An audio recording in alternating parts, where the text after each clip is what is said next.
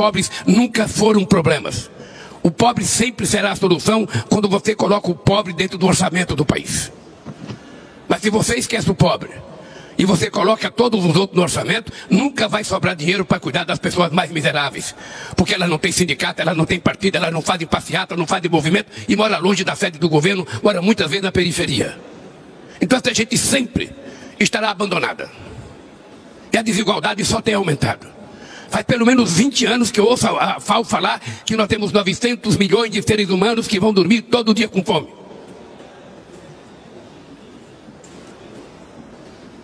Como é que nós vamos resolver isso se nós não discutimos isso?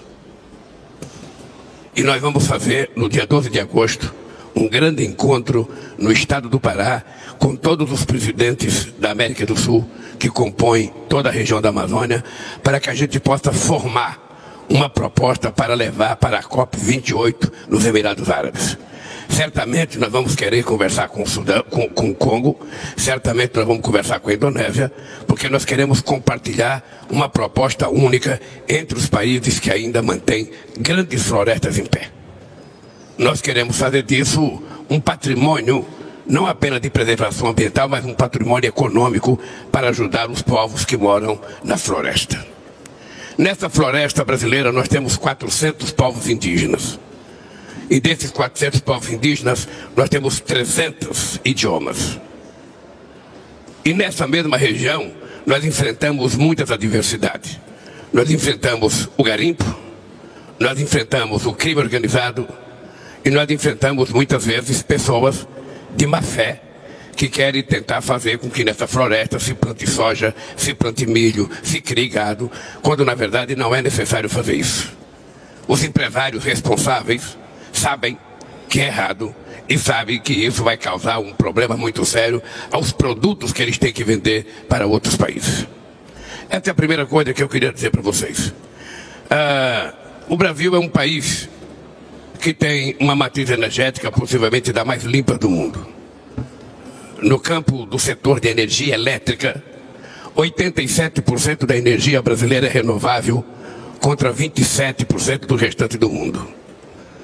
Em se tratando de todo o conjunto da energia, 50% da energia brasileira é renovável, enquanto o resto do mundo só tem 15% de energia renovável. Isso significa que nós estamos caminhando para cumprir a nossa famosa proposta de campanha, que é chegar ao desmatamento zero em 2030. E nós não temos apenas a Amazônia para cuidar. Nós temos o bioma do Cerrado, nós temos o bioma da Caatinga, nós temos o bioma do Pantanal, nós temos o bioma da Mata Atlântica. São 5 grandes biomas que nós temos que lutar, porque todos eles são vítimas de ataques todo ano. Ora por fogo, ora por excesso de chuva e ora por gente predadora que quer plantar o que se não deve plantar lá. Eu não vim aqui para falar somente da Amazônia. Eu vim aqui para falar que, junto com a questão climática, presidente Macron, nós temos que colocar a questão da desigualdade mundial. Não é possível que numa reunião entre presidentes de países importantes a palavra desigualdade não apareça. A desigualdade salarial, a desigualdade de raça, a desigualdade de gênero, a desigualdade na educação, a desigualdade na saúde. Ou seja, nós estamos num mundo cada vez mais desigual e cada vez mais a riqueza está concentrada na mão de menos gente e a pobreza concentrada na mão de mais gente. Se nós não discutirmos dessa questão da desigualdade, e se a gente não colocar isso com tanta prioridade quanto a questão climática, ou seja, a gente pode ter um clima muito bom e o povo continuar morrendo de fome em vários países do mundo. Não é só na África não, é na América Latina, é no Brasil. Quando eu fui presidente da República do Brasil de 2003 a 2010 e a presidenta Dilma de 2010 a 2016, a ONU reconheceu que o Brasil tinha saído do mapa da fome. Naquela época a gente tinha feito com que 36 milhões de pessoas, saíssem da miséria absoluta e 40 milhões de pessoas atendessem a um poder de compra de classe média. 13 anos depois eu volto à presidência da República do Brasil e outra vez 33 milhões de pessoas estão passando fome. Quando deixamos a presidência, o Brasil era a 6ª economia do mundo. Hoje o Brasil é a 12ª economia do mundo. Ou seja, o país andou para trás, como muitos outros países andam para trás. Depende do governo que é eleito, depende do governo que tem a preocupação com a questão social. E nós daqui precisamos ter claro o seguinte: aquilo que foi criado depois da Segunda Guerra Mundial, As instituições de Bretton Woods não funcionam mais e não atendem mais às aspirações e nem os interesses da sociedade. Vamos ter claro que o Banco Mundial deixa muito a desejar naquilo que o mundo aspira do Banco Mundial. Vamos deixar claro que o FMI deixa muito a desejar naquilo que as pessoas esperam do FMI. E muitas vezes os bancos emprestam dinheiro e esse dinheiro emprestado é o resultado da falência do Estado. É o que estamos vendo na Argentina hoje. A Argentina, da forma mais irresponsável do mundo, o FMI emprestou 40 bilhões de dólares, 44 bilhões de dólares para um senhor que era presidente, não se sabe o que ele fez com o dinheiro, e a Argentina hoje está passando uma situação econômica muito difícil, porque não tem dólar nem para pagar o FMI. Então é importante que a gente tenha noção de que a gente não pode continuar com as instituições funcionando de forma equivocada. Mesmo o Conselho Nacional de Segurança da ONU, os membros permanentes não representam mais a realidade política de 2023. Se representava em 1945, em 2023 é preciso mudar. A ONU precisa voltar a ter representatividade, a ter força política. A ONU foi capaz de criar o Estado de Israel em 48 e não é capaz de resolver o problema da ocupação do Estado palestino. Então, se nós não mudarmos essas instituições, a questão climática vira uma brincadeira. E por que vira uma brincadeira? Quem é que vai cumprir as decisões emanadas dos fóruns que nós fazemos? É o Estado Nacional? Vamos ser francos. Quem é que cumpriu o protocolo de Kyoto? Quem é que cumpriu as decisões da COP15 em Copenhague? Quem é que cumpriu o Acordo de Paris? Ou seja, e não se cumpre porque não tem uma governança mundial com força para decidir as coisas e a gente cumprir.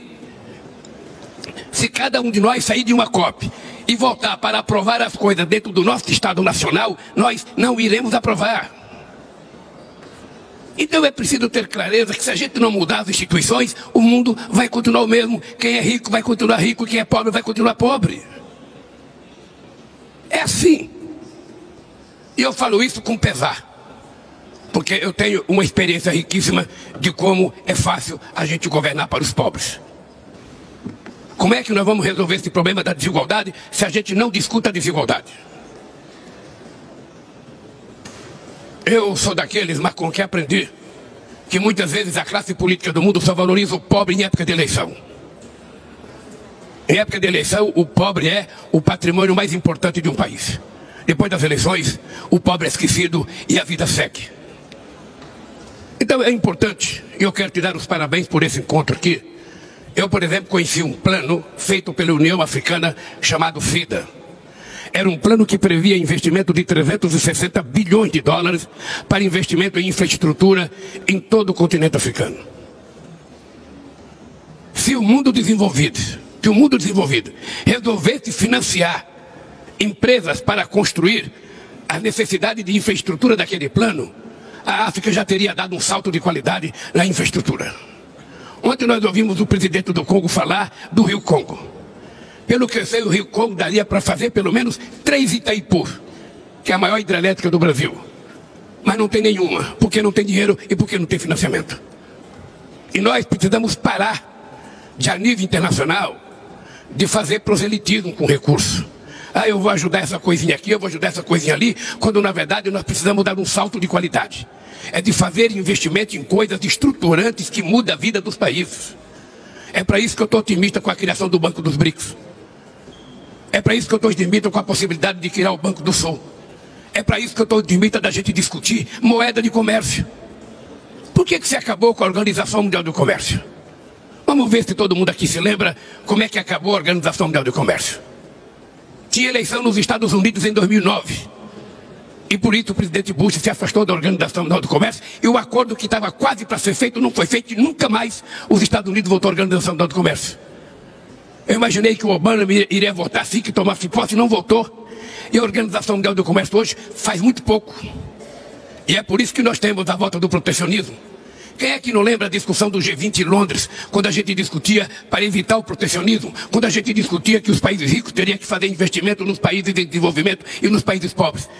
O que aconteceu? Os países ricos voltaram a fazer protecionismo. E nós estamos vendo a pobreza crescer em todos os continentes. Eu vou dar um exemplo do meu país. Eu tinha muito orgulho de ter saído do mapa da fome com a presidenta Dilma em 2012. E tenho muita tristeza que votei a presidenta da República agora.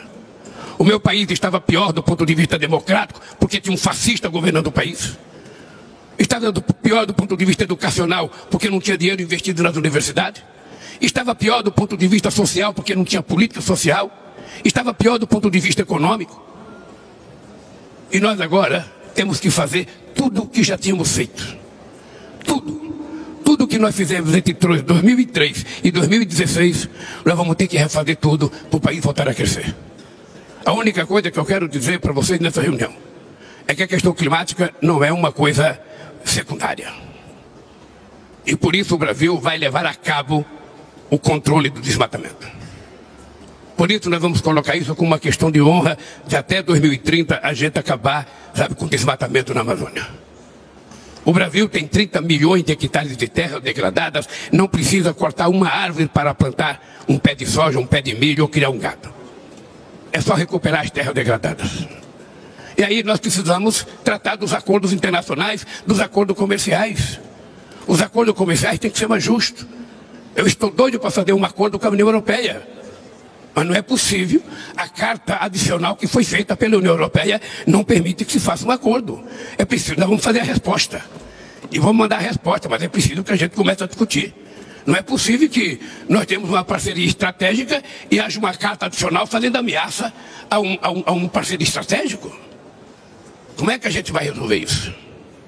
Eu, se pudesse, ia pegar o chanceler alemão, ia levá-lo para ser ministro de Minas e Energia no meu país, para ele poder transformar todos os nossos minérios em produtos, para exportar produtos acabados e não apenas minério.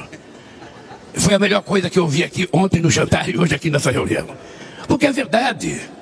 É verdade, nós somos exportadores de matéria-prima e não ficamos com o resultado daquilo que nós produzimos.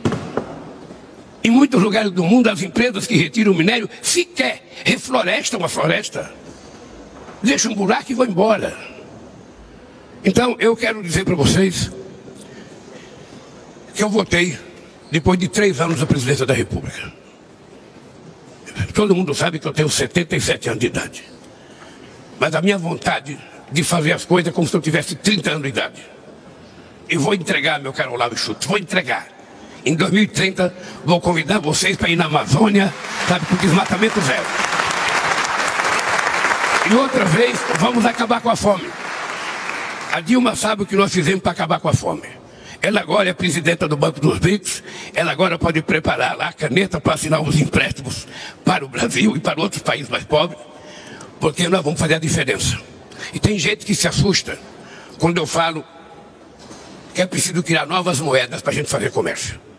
Eu não sei por que Brasil e Argentina têm que fazer comércio em dólar. Por que a gente não pode fazer nas nossas moedas? Eu não sei porque Brasil e China não podem fazer nas nossas moedas. Por que eu tenho que comprar dólar? Então essa é uma discussão que está na minha pauta. E se depender de mim, ela vai acontecer na reunião dos BRICS, que será em setembro. E vai acontecer também na reunião do G20, porque nós vamos precisar colocar mais companheiros africanos para participar do G20, como vocês estão fazendo no G7. Ou seja, esses fóruns não podem ser um grupo de luxo, a elite política. Não, nós temos que chamar os desiguais, os diferentes, para que a gente possa atender à pluralidade dos problemas que o mundo tem. Todos nós temos como parâmetro o que aconteceu na União Europeia. Você sabe, Macron, que eu acho que a construção da União Europeia foi um patrimônio democrático da humanidade.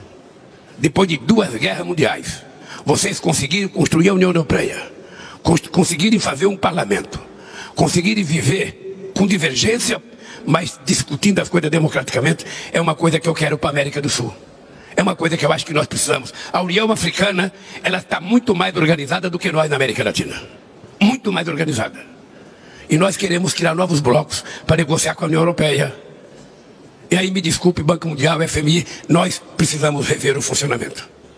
É preciso ter mais dinheiro, é preciso ter novas direções, mais gente participando da direção, porque não pode ser apenas os mesmos de 1945, 46, 47 e 48. Então, querido companheiro Macron, obrigado por essa reunião.